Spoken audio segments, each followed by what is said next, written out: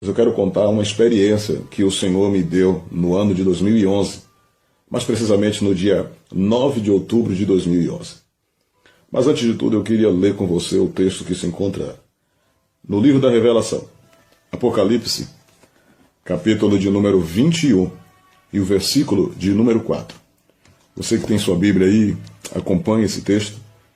É muito interessante que você veja, que você participe comigo, porque o que eu vou contar, eu sei que com certeza a sua vida vai ser mudada. A você que tem um ministério, você que é missionário, pastor, você que tem um ministério de Deus na sua vida e está em atividade e não sabe muito bem por que acontecem determinadas coisas na tua vida, na tua igreja, no teu ministério. Eu quero expor aqui para você algumas coisas que talvez esclareça você e que você vai ficar mais ciente de quem é o seu Deus, de quem é Jesus Cristo, através de uma experiência que o pastor Sérgio Júnior, esse que vos fala, teve. O texto, Apocalipse capítulo 21, verso de número 4, assim está escrito: e lhes enxugará dos olhos toda lágrima, e a morte já não existirá. Já não haverá luto, nem pranto, nem dor, porque as primeiras coisas passaram. Eu vou repetir. Ele lhes enxugará dos olhos toda lágrima, e a morte já não existirá. Já não haverá luto, nem pranto e nem dor, porque as primeiras coisas passaram. Amém? Queridos, para quem não me conhece, é uma rápida apresentação. Eu sou pastor aqui lá na Suíça. Eu estou, na verdade, aqui em Portugal, no quarto de um hotel. Amanhã eu vou estar ministrando em uma conferência, em uma assembleia geral de uma convenção. E eu queria aqui expor, e tive essa oportunidade porque o nosso dia a dia é muito corrido e eu estou com a dívida com Deus, então eu quero pagar aqui. Que dívida é essa? É que o ministério de um pastor, o ministério de um itinerante, ele é recheado de experiências espirituais, de experiências com Deus no ministério. E eu sou um tipo de homem, eu sou um tipo de pastor que Deus me agraciou de poder obter alguma experiência no campo missionário. Se você for olhar aí no Google, nos sites aí de relacionamentos, você vai ver que nas redes sociais eu estou lá fazendo obra missionária em Campinas, em São Paulo, em Salvador. Bom, não interessa. O importante é que eu queria expor a você aqui um pouco de como é que funciona um chamado missionário, um chamado espiritual, e o porquê. Porque às vezes a gente se encontra meio confuso no exercer do ministério. Às vezes a pessoa, o missionário, o profeta, o pastor, a missionária, o diácono, o presbítero, o evangelista, ele está em uma missão, ele não consegue compreender bem o porquê desse chamado. No ano de 2011, eu tinha recém-chegado da Suíça. E eu passei o mês de setembro, outubro, novembro e dezembro em Salvador, na Bahia, Brasil. Mas antes de eu vir para a Suíça no ano de 2011, em janeiro de 2011, eu tive as experiências em 2010, 2009, 2008, em Goiás, em Minas Gerais, no Rio de Janeiro, no interior de São Paulo. E a mais dolorida foi no interior de São Paulo, onde eu tive que perder meu emprego, sair da Petrobras, trabalhava com meus tios, parentes meus, trabalhando dentro da refinaria em Paulínia. E eu não entendi muito bem o porquê que Deus permitiu eu sair de uma área que eu estava subindo para a área de cadeiraria, onde eu ganharia muito bem. Já estava, na verdade, ganhando melhor.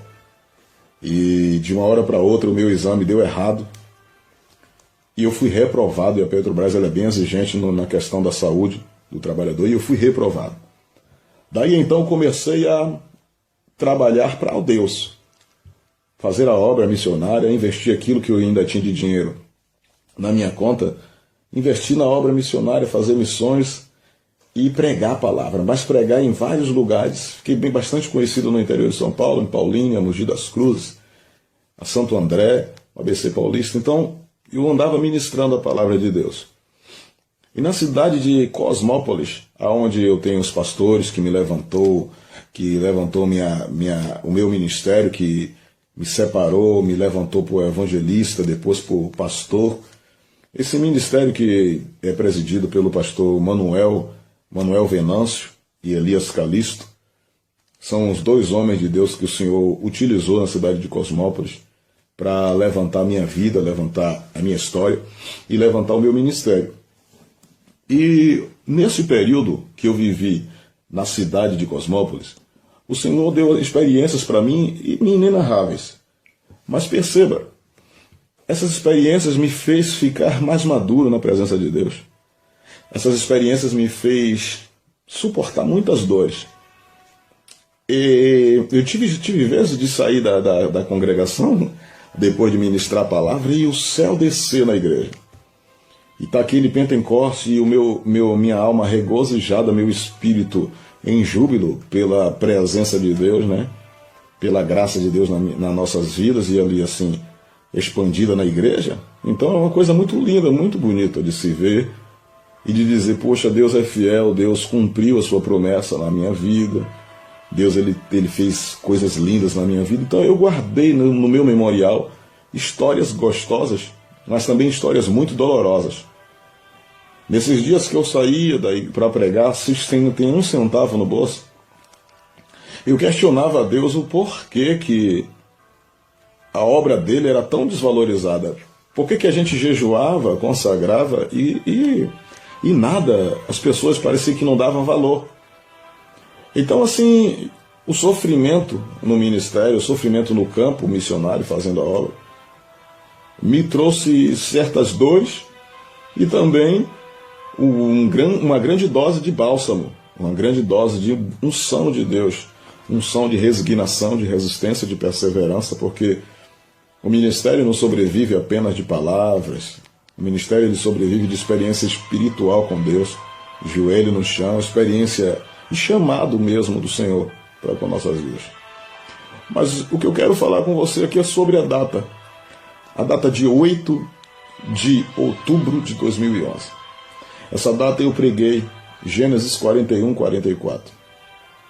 Quando Deus exalta a vida de José dentro do Egito, e ao ponto de Faraó dizer para José, olha só que hoje eu estou lhe dando o Egito nas suas mãos e que nenhum homem vai levantar nem os braços, nem as pernas aqui no Egito, se você não me autorizar.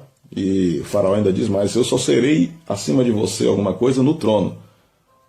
Você vai dominar tudo aí. Aquela parte que você já conhece, sobre Deus exaltando José como governador no Egito e dando a ele sandália, anel, colar e roupas de linho fino.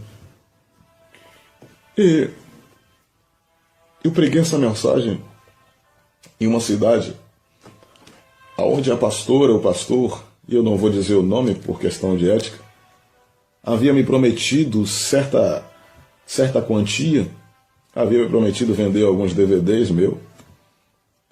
E como eu tinha recém-chegado da Suíça, estava pregando nas ilhas, pregando em cidades do interior, em vigílias, que eu sempre amei ministrar em vigília, eu estava muito feliz e pensando, eu vou fazer o que Deus quiser, Deus vai ver o que ele vai fazer aí. Irmão, preguei, passei do horário, 45 minutos, ela me pediu o microfone, tudo bem, passei o microfone, foi uma benção, um galpão enorme. Eu penso que eu nunca preguei para tanta gente como tinha naquele galpão naquele dia. E tinha muita gente mesmo, e eu fiquei muito feliz. E eu disse, amém, amém.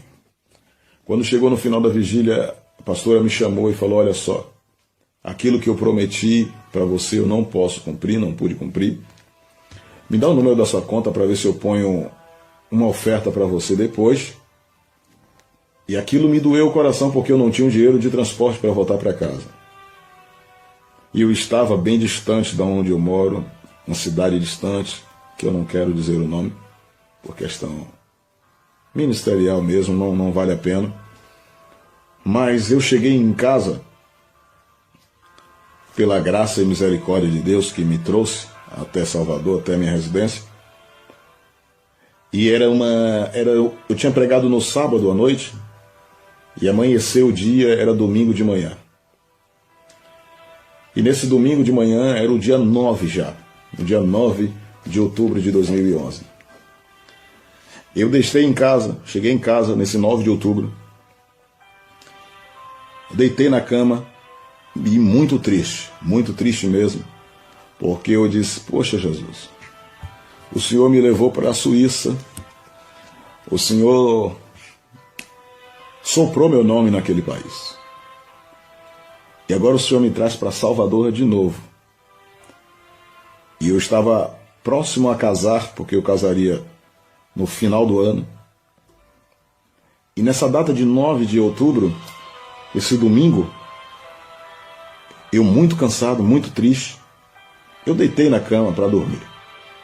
Me lembro que eram umas 9 para 10 horas da manhã quando eu consegui chegar em casa. E dormi bastante. E só levantei em torno de 2, 3 horas da tarde. Levantei e fiquei pensando, mais tarde eu vou para a igreja, porque era um domingo, e como meu pai é pastor em Salvador, eu disse, eu vou na igreja lá que meu pai é pastor. Só que pensei comigo, meu pai vai me botar para pregar. Bom, eu vou dormir de novo. Vou comer alguma coisa, vou dormir. E mais tarde eu vejo se dá para eu ir, ou se não dá para eu ir. Se dá para eu não ir, se eu não vou. E fiquei, irmão. Dormi e esperei o que ia se suceder. Esperei o que ia acontecer. E como eu não tinha muita perspectiva de ir para esse culto à noite, fiquei pensando. Comi alguma coisa, me deitei de novo. E tive um trabalho para pegar no sono de novo. Mas estava muito angustiado, o coração muito triste, triste mesmo, decepcionado com o ministério que Deus me deu, a chamada para pregar. Confesso que pensei em desistir de ministrar a palavra. E nem força para orar eu tinha, já estava pernoitado da vigília. E só me vinha no pensamento, eu não nasci para ministrar, para fazer a obra. Eu penso que isso é só coisa de fogo de palha, como o texto está dizendo, que com o tempo as obras se revelariam. Através do fogo ela seria revelada, será de palha, de feno, de madeira, ou de ouro ou de prata. E pensei, o negócio é eu buscar o emprego e parar. Ir para a igreja simplesmente como um membro comum. Na época, então, eu era evangelista. E eu disse, eu vou ser o evangelista normal, vou ficar na igreja normal e vou ajudar meu pai em Salvador. Vou casar e vou ver o que é que vai acontecer da minha vida. E nesse mesmo dia, 9 de outubro, eu deitei, não me recordo a hora que eu deitei, mas eu dormi, consegui dormir, e eu me lembro que era 10 para as 8 da noite, quando eu me levantei, quando eu acordei. E eu olhei para o relógio, sem acreditar que eu tinha dormido aquele período todo, e com a forte dor de cabeça, uma angústia muito forte no peito, porque eu não tinha contado para o meu pai, pastor Sérgio Santos, ele já tem tanto problema, então eu fiquei quieto, deixei meu pai e não contei nada para ele o que tinha acontecido na cidade que eu tinha ido pregar. Mas como eu estava me preparando para fazer o casamento, eu tinha que ter alguma coisa. E como eu não tinha dinheiro, eu fiquei muito angustiado, fiquei muito triste. E disse, esse negócio de viver da fé, viver da obra é complicado. Queridos, quando eu levantei, eram 10 para as 8. E eu vou te dizer, eu levantei, fui na cozinha da minha casa. E quando eu retornei, eu fiz simplesmente isso que eu vou fazer. Eu sentei assim, na cama, E quando eu sentei na cama, eu comecei a sentir, de uma forma meio leve, mas eu comecei a sentir que a minha força, a minha respiração, ela ia reduzindo muito devagar. Mas ela ia indo embora. Eu ia perdendo a força, mas eu não estava sentindo desmaio, eu não estava sentindo nada. E eu estava sentado na minha cama, 10 para as 8 da noite, e da parede da minha casa, da parede que separa o quarto e o banheiro do lateral, eu via algo devagar saindo da parede. Era como se alguém viesse me pegar, estivesse pronto para me pegar, estivesse pronto para me receber. Então eu comecei a ver a minha força desfalecer, mas eu não me angustiei, porque eu já estava com tanta dor de cabeça e já estava tão angustiado que eu imaginei que fosse simplesmente um sintoma dessa dor, que fosse simplesmente um sintoma dessa angústia. Então, nem tive como imaginar se era um delírio de febre ou alguma coisa, não tive nada. De repente, meus sentidos foram embora. Eu tenho absoluta certeza que aquele dia, ou eu tive uma parada cardíaca, ou eu tive um AVC, eu não sei o que eu tive, mas eu sei que, de repente, o meu espírito sumiu. E eu comecei a me ver de buço e subindo de costas para cima, alguém me pegando por aqui, pela minha pá, e como se estivesse me esticando para cima. Me esticando, e ao invés de eu ver a minha cama, ver o meu quarto, eu começava a ver de um lado barro, do meu lado esquerdo era só barro, um chão de barro batido, e do meu lado direito era ouro, brilhando como ouro. Era a junção de terra e ouro. O lado que tinha terra, que era barro, era muito bem aplanado, como se uma máquina tivesse passado por ali e deixasse muito bonita, muito bem arrumadinha. Não tinha um grão de poeira. Do outro lado, era ouro puro, brilhante. E eu não via o sol, mas eu via um reflexo como se tivesse do sol em cima da parte do ouro. Então ficava o ouro brilhando demais, ao ponto das minhas vistas não conseguir enxergar direito. E eu fui sendo abduzido, levado, subindo. Chegava um certo momento que sumiu toda a parte que era terra. E ficou tudo ouro. E eu subia e eu não entendia. Aí um brilho ofuscava a minha vista. Porque tinha alguém me pegando por aqui, mas eu não conseguia contorcer o pescoço para ver quem estava me pegando pelas costas. E eu fui subindo. Chegou um determinado momento que eu já não ficava mais de buço ou de rosto para baixo, mas agora eu ficava de pé e alguém me segurando, me sustentando por aqui, por debaixo, pelas minhas duas pá, esses dois ossos que a gente tem aqui nos braços, alguém me sustentando com a mão só. Era como se eu fosse um pintinho, uma pena muito leve para essa pessoa que estava me sustentando, que eu não conseguia ver quem era, mas eu sei que era algo sobrenatural, algo muito lindo. Então, quando me levava pelas costas, eu saí dessa parte que tinha ouro brilhante e entrei em um lugar que eu não sei que lugar era aquele. Mas era um lugar, irmão, de muito barulho. Muito barulho, mas o barulho que tinha lá, nesse lugar, que eu creio ser a metade dos céus, porque Deus não me disse que ali era o céu, mas nesse lugar tinha um barulho, irmão, que a minha alma estava muito feliz de estar ali. Eu estava muito contente de estar ali. E parece que eu tinha realizado todos os sonhos da minha vida, porque eu não sabia onde estava, mas eu sabia que estava muito bom ali. E de repente, esse ser que me segurava, ele começou a me levar como se eu fosse uma pomba, me levando, me guiando por uma cidade enorme, onde tinha muito brilho, cor de sol, como que o sol estava ali, eu não via o sol, mas eu via a iluminação muito forte. E nessa iluminação, irmão, eu via coros, e alguém cantava. E nesse coro que alguém cantava, eu começava a ver pessoas. E eu via as pessoas primeiro pelos pés dela. E os pés dessas pessoas estavam todos descalços. Eu via pessoas que eu congreguei quando eu era criança, em Alto de Cores. Eu via irmãos que já partiram para a glória. Eu via pessoas ir cantando com uma caderneta na mão, um caderno na mão, como o grupo das senhoras antigamente cantava. E o coro que eles cantavam era um coro muito difícil de gravar, mas eu só lembrava do coro. E eu chegava, quando eu cheguei, eu só lembrava do que a canção era glória, glória, aleluia, glória, glória, aleluia, glória. E isso ficava repetindo.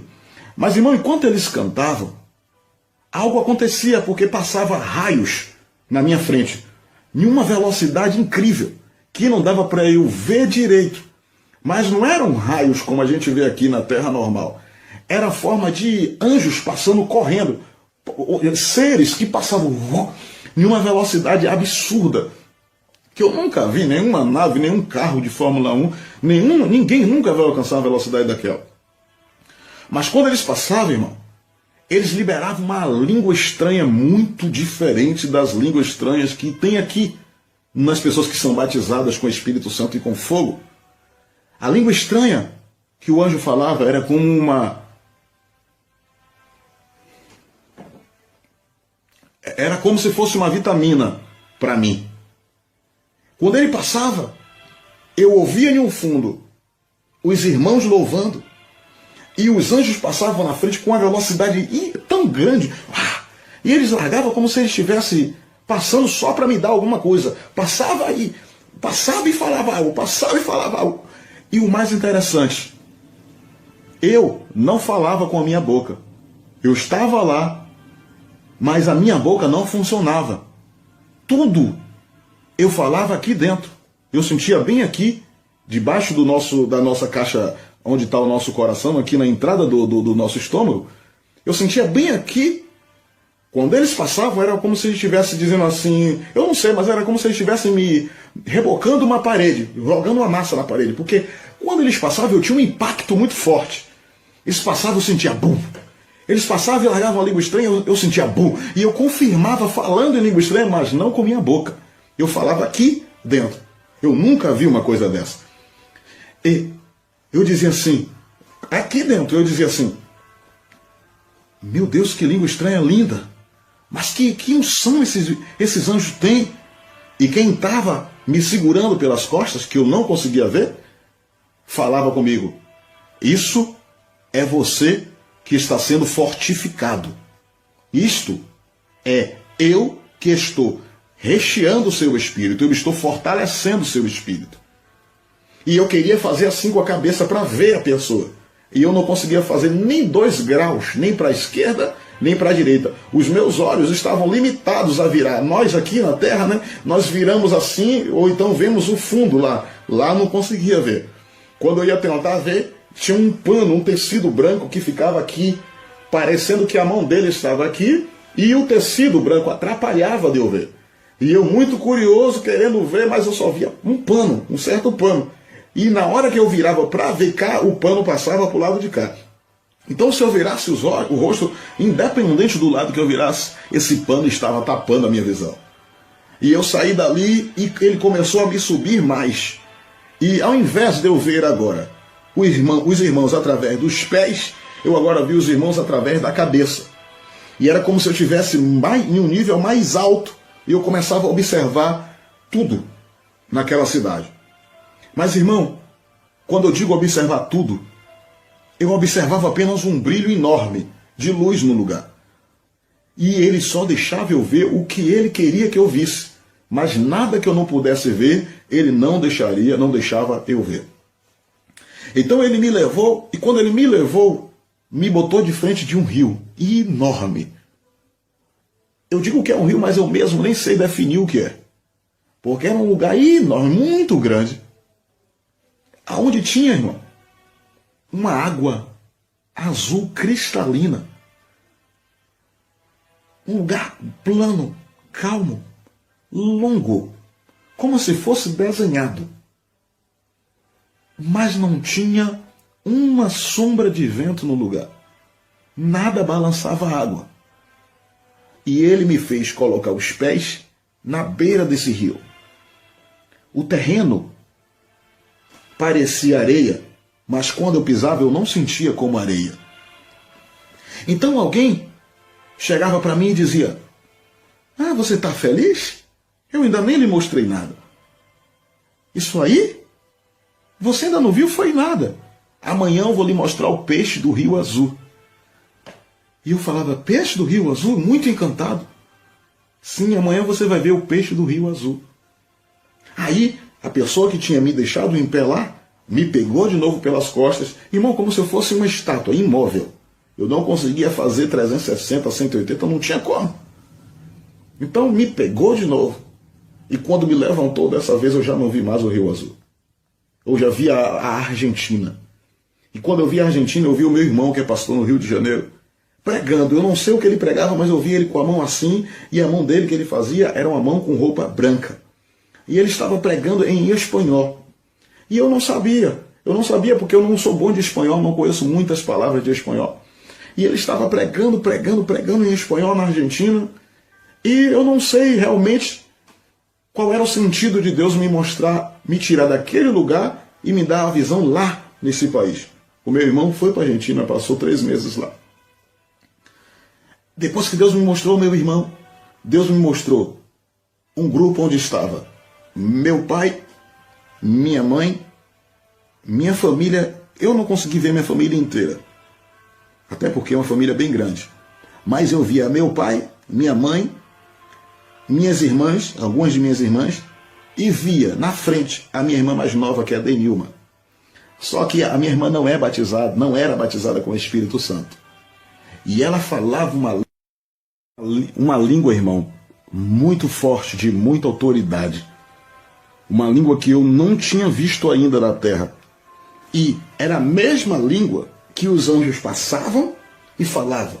Passavam e falavam. Porque no céu, irmão, eu até quero abrir uma aspas aqui para dizer para os irmãos que imaginam que o céu é sem barulho, que é muito educado. Se você não se preparar aqui na terra, você não vai poder ir para o céu não, porque é um barulho, irmão, que só quem é espiritual para sentir, para gostar.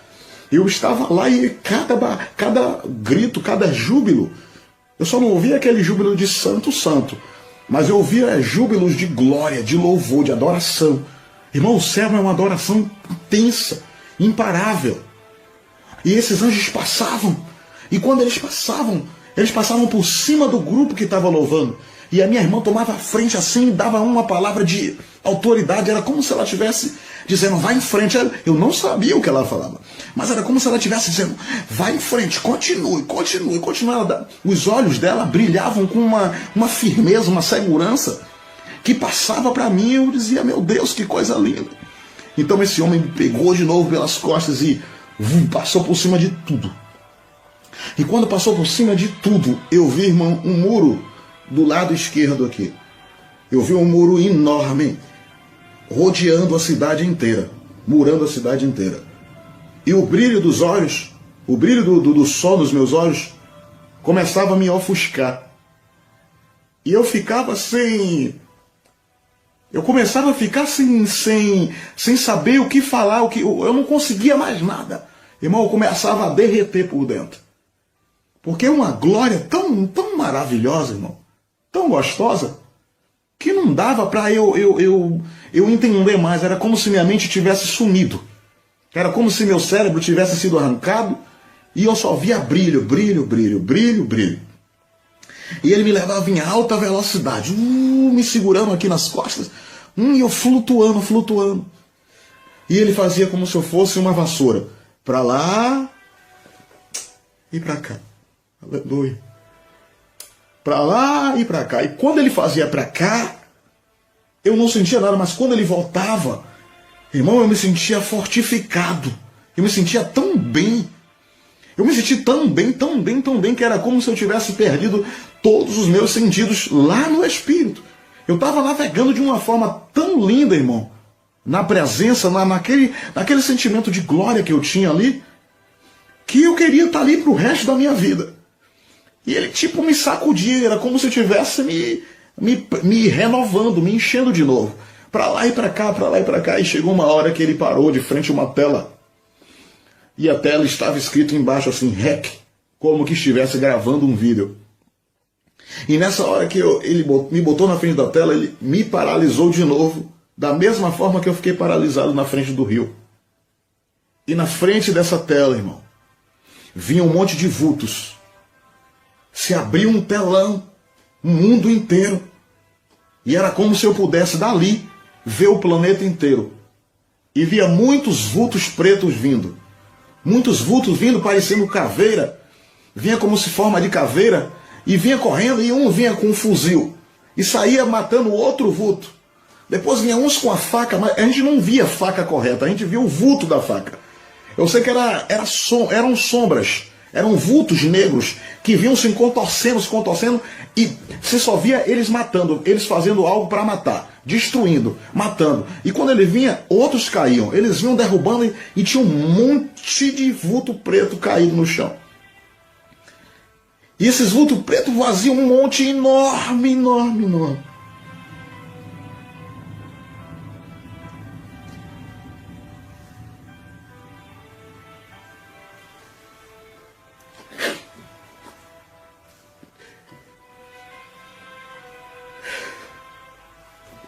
E eles não paravam de matar. Eles não paravam de destruir. Eles não paravam de destruir. Eles vinham com toda a força.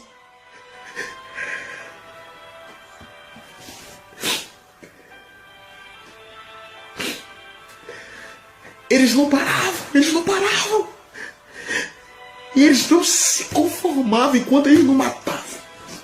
E batiam, até aquele que estava parar de se balançar. E quando parava de se balançar, eles iam e vinha mais. Irmão, em alta velocidade. Era como se você visse todas as pessoas que estavam morrendo naquele momento. No mundo inteiro. Todos os vultos, todas as almas que estavam morrendo. E eu pensei comigo, por dentro de mim, será que ali é o inferno? E aquela voz falou aqui para mim, não, aqui não é o inferno, isso não é o inferno. E de repente, irmão, ele me permitiu, ele levantou um pouco o lenço, a aba do seu vestido. Ele me permitiu ver. E tinha uma cadeira, irmão, uma cadeira do lado esquerdo, aonde a tela estava aqui na minha frente. E ele me permitiu virar algum pouquinho para o lado esquerdo. E do lado esquerdo tinha alguém sentado na cadeira. E eu não conseguia saber, eu não sei quem é que estava sentado na cadeira. Mas eu via.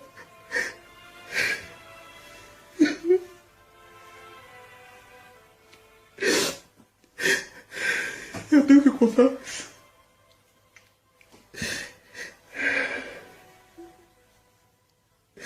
Jesus me ajuda.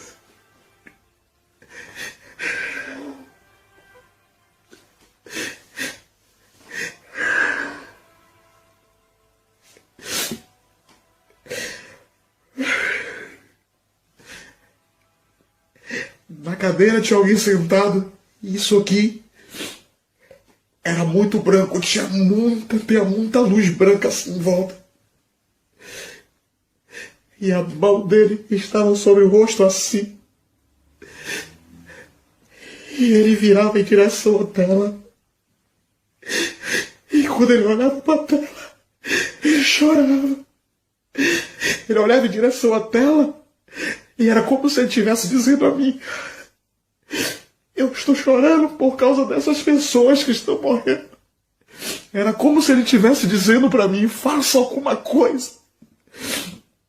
Irmãos, ele estava me dizendo que aquilo não estava agradando ele, que eu tinha que fazer algo, que eu tinha que fazer alguma coisa para mudar a história. E ele começava a chorar. Mas o choro dele, irmão, ele fazia... Era um choro comprimido, irmão. Era um choro retraído. E a tela saiu da minha frente.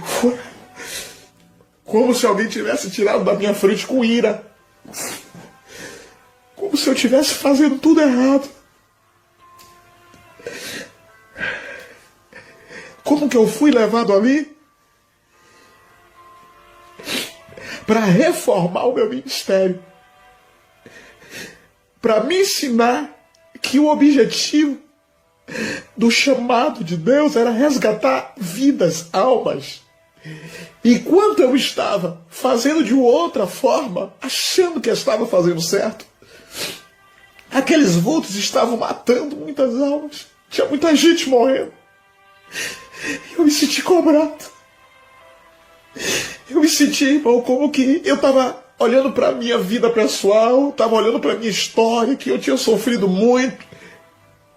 Eu estava olhando demais para o meu umbigo e pensando quando que Deus vai mudar a minha história. Quando que Deus vai fazer isso na minha vida? Quando que Deus vai me exaltar, como os irmãos dizem aí hoje? E eu tinha esse pensamento, eu tinha esse espírito de que Deus ia exaltar meu nome, minha vida, meu ministério. Ele fez, ele tem feito isso. Mas isso estava mais entregado em mim do que o amor a vidas. E na hora que aquela tela saiu da minha frente com velocidade, eu voltava a ver o brilho no rosto, o brilho do sol no meu rosto, mas eu ouvia que ele continuava chorando. E esse choro, irmão, ele eu ouço até hoje. De repente, eu olhando para aquela cena dessa pessoa chorando, sentada na cadeira, eu estou vendo como se eu estivesse na galáxia, voando, como você vê ali nas reportagens que a NASA envia e tal. Mas eu vinha descendo por muita bola de fogo subindo, muita bola de fogo. E eu pensava que dentro de mim, isso deve ser a oração dos irmãos que está subindo, a oração dos crentes. E aquela que estava me trazendo, me levando, me disse assim, falou comigo aqui, disse, não, isso aí são almas que, através do choro daquele que está ali sentado no trono, ele conseguiu resgatar, ele conseguiu trazer para cá. Então isso são almas salvas. Os vultos que você viu caindo são almas que estão morrendo. E os vultos que você viu matando são demônios se incorporando em almas para destruir, para matar, para tirar a vida. E eu vim descendo, um monte de bola subindo, e eu passando por dentro dessas bolas de fogo, bola pequenininha de fogo subindo, e a velocidade aumentou. Quando eu vim cair para a terra de novo, eu estava sentado no mesmo lugar que eu tinha sido tomado. Só que não era mais 7:50 da noite do 9 de outubro de 2011. Já era 7:50 da manhã do dia 10 de outubro de 2011. Ou seja, já era 7:50 da manhã de segunda-feira. A porta da minha casa estava aberta. Ninguém entrou. A janela do meu quarto estava aberta. Ninguém entrou, ninguém saiu, nem entrou, nem mexeu. Eu fui para o fundo, as luzes todas acesas, e eu estava sentado da forma que eu fui tomado. Ou seja, de 7:50 do dia 9 de outubro de 2011, até 7:50 da manhã do dia 10 de outubro de 2011, eu não passei na terra. Imagine que todo esse tempo, ou seja, 12 horas de relógio, eu passei sentado, o meu corpo sentado na beira da cama. Irmão, e quando eu voltei, que eu olhei para o relógio, eu pensava que eu estava lá no céu ainda, porque era um horário muito distante do horário que eu fui tomado. Era noite quando eu fui tomado. E eu não estava deitado na cama, eu estava sentado. Então eu saí disparado pela rua. E saí pregando para desviado, saí falando para todo mundo, volta para Jesus, volta para Jesus. E um irmão disse: não, irmão, você foi arrebatado, isso é normal, já aconteceu já com muitas pessoas. Calma, calma, você foi. Eu estava muito nervoso, eu queria ganhar todo mundo para Jesus, eu queria pregar e para todas as almas aceitar Jesus naquele momento. Irmão, o sentimento que eu voltei para a terra, eu não sou mais a mesma pessoa. No dia 9 de outubro de 2011, o pastor Sérgio Júnior foi transformado em uma nova pessoa. Eu tenho certeza que o dia 9 de outubro de 2011 foi o dia em que estava marcado para eu morrer. Mas Deus aproveitou a experiência e me levou para que eu entendesse o que é ministério verdadeiro e qual é o desejo dele de verdade para a igreja. E nesses dias, irmãos, eu tenho visto uma deturpação do evangelho, uma deturpação dos pastores, cada um buscando para si, todos querendo de alguma forma ganhar, sair bem na história, e esquecendo que o objetivo nosso, irmão, são almas para Jesus, são almas para o reino de Deus. Irmãos, eu estou aqui contando para você o que aconteceu comigo, porque eu não sei o que vai acontecer, até quando o Senhor vai me permitir estar na terra.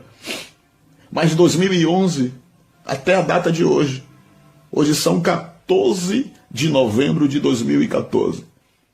Fez 3 anos, no dia 9 de outubro fizeram 3 anos. E o Senhor tinha me dito: é o ano do Pai, o ano do Filho e do Espírito Santo. Você vai esperar 3 anos e depois você vai contar esse testemunho.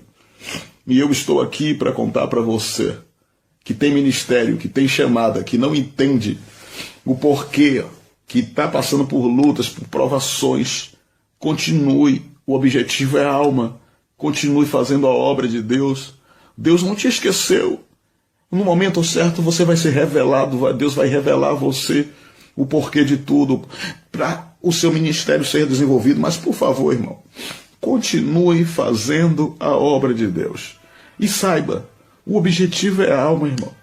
O objetivo é buscar vidas para o Senhor. Irmão, não navegue pelo orgulho. Não entre nessa linha de querer que seu nome seja honrado, que a sua família seja honrada, exaltada. Irmão, não queira estar aparecendo no Facebook, não queira estar aparecendo nas redes sociais como que você é o tal, é o fulano de tal. Isso Deus faz também. Mas o objetivo, irmão, é alma para Jesus. Eu queria deixar você consciente de que o que o Senhor quer de nós é que nós ganhemos alma para Ele. E a gente está se perdendo. As igrejas estão se perdendo. O orgulho está entrando na igreja. E muitas almas estão perecendo.